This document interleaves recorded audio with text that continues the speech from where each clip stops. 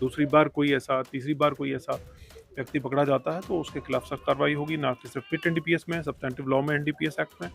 बल्कि इसके अलावा उनकी प्रॉपर्टीज को भी देखा जाएगा, उनके अकाउंट्स को भी देखा जाएगा, उनके सारे फाइनेंशियल ऑडिट होगा। पंजाब जैसी कोई कार्रवाई करने का भी कोई पुलिस सोच रही है कि प्रॉपर्टी को डिसमेंटल किया जाए? देखिए, जहाँ पे हमें लगेगा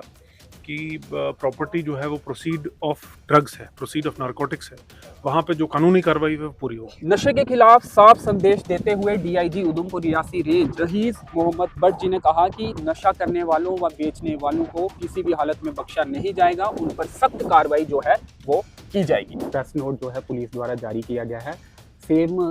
एक लड़के को फिर से पकड़ा गया, गवर्नमेंट एम्प्लॉय भी वो है, तो पुलिस का काम भी उससे बढ़ता है। क्या आपको लगता है कि वो इस तरीके को अपना रहे हैं कि कम रिकवरी हो और वो छूट जाए? देखिए, मैं वही बात कह रहा था कि डेफिनेटली वो कोशिश करते हैं कि आज की डेट में कम मिकदार लेके, कम क्वांटिटी लेके चलें, और अगर पकड़े भी जाएँ तो उसमें जैसे कि हम कहेंगे नुकसान कम हो उनका, और केस भी उस हिसाब से जब कम रिकवरी वाला होता है तो लोग समझते हैं कि यार कम ही रिकवरी हुई है। बट ये एक मोडस ऑपरेंडी है जहाँ पे कि ड्रग पेडलर्स और ड्रग की जो ये नेटवर्क है, ये कम मिकदार में ही चलते हैं, और कई बार एजुकेशन इंस्टीट्यूट्स के बाहर या बाकी जो यंगर हमारे यूथ हैं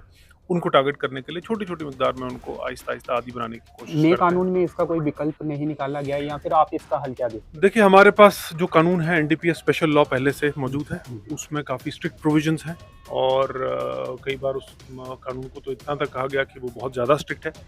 लेकिन जहाँ तक हमारी, क्योंकि उसमें पोजेशन वगैरह भी है, कोई एडिक्ट भी हो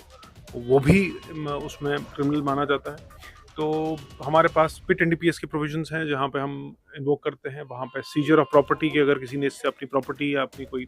और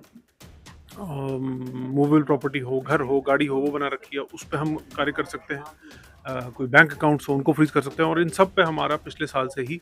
इनफैक्ट कई सालों से इस पे शिकंजा कसा हुआ है, बट लास्ट ईयर भी इसमें अच्छा काम हुआ रियासी में, और आगे भी हमारी उम्मीद है कि जहाँ पे दूसरी बार रेसिडिविस्ट, दूसरी बार कोई ऐसा, तीसरी बार कोई ऐसा व्यक्ति पकड़ा जाता है तो उसके खिलाफ सख्त कार्रवाई होगी, ना कि सिर्फ पिट एनडीपीएस में, सब्सटेंटिव लॉ में, एनडीपीएस एक्ट में, बल्कि इसके अलावा उनकी प्रॉपर्टीज को भी देखा जाएगा, उनके अकाउंट्स को भी देखा जाएगा, उनके सारे फाइनेंशियल ऑडिट होगा। पंजाब जैसी कोई कार्रवाई करने का भी कोई पुलिस सोच रही है कि प्रॉपर्टी को डिसमेंटल किया जाए? देखिए, जहाँ पे हमें लगेगा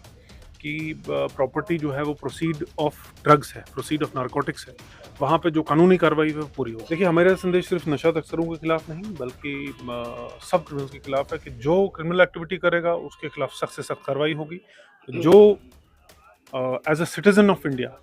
देश का नागरिक होने के प्रति अपना पूरा फर्ज निभाएगा और हमारा साथ देगा, उसके साथ हम हमेशा। सर, ओरी वाले मामले में कोई अपडेट है क्या? बेल हो गई है उनकी? जहाँ तक हम टेररिज्म की बात करें तो टेररिज्म जो हमारे यहाँ इस वक्त प्रॉब्लम दरपेश है, उसमें कुछ जो सस्पिशियस मूवमेंट है, कुछ हमारे पास इनपुट्स आते रहते हैं, और ख़ासकर जो हमारा बेल्ट राजौरी से मिलता है उस बेल्ट में इनपुट्स हमारे पास मौसूल हैं, और हमारी डिप्लॉयमेंट्स जो हैं एसओजी की, आर्मी की, सीआरपीएफ की और अन्य सुरक्षा बल हैं उनकी लगातार बनी हुई है, और हमारी नज़र बहुत कड़ी उस पूरे इलाके में बनी हुई है, और हमारी कोशिश है कि इन ग्रुप्स को आइसोलेट करके इनको जल्द से जल्द न्यूट्रलाइज कर दिया जाए। अंडा वाले मामले में साजिश करता ये खबरें आई कि मारा गया, उस पर कुछ कहना चाहेंगे?